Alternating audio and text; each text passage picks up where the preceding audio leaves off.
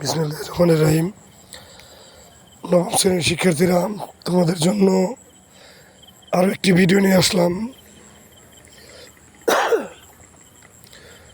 কণ্ঠের অবস্থা ভালো না, কথাগুলো পরিষ্কার বুঝতে পারছো না হয়তো। আমি তোমাদেরকে যেভাবে নির্দেশিকাগুলো দিচ্ছি ঠিক সেভাবেই দেখবে। দুটি কলাম এখানে নেওয়া হয়েছে। পাশের কলামে, একদম ডান সাইডের কলামে তোমরা দেখতে পাচ্ছ এখানে তোমাদের অনুশীলনীর বইয়ের পেজ নাম্বারগুলো রয়েছে। এই নির্দেশিকা অনুযায়ী এই পেজ নাম্বারের যে কাজগুলো, সেই কাজগুলোই তোমরা করবে, কাজগুলোই শিখবে। বিশেষ করে বাংলা বাড়িতেই শিখে নেবে। বাড়িতে যদি এই বাংলা শিখে নাও তাহলে বাংলা পরীক্ষা তোমরা অনায়াসেই সুন্দর মতো দিতে পারবে।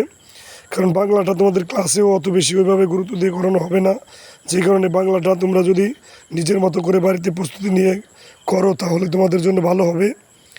তো সেই কারণে বলবো, এই নির্দেশিকাগুলো তোমাদের পাশে থাকবে, তাহলে তোমরা অনেক বেশি উপকৃত হবে। ধন্যবাদ তোমাদের। বাকি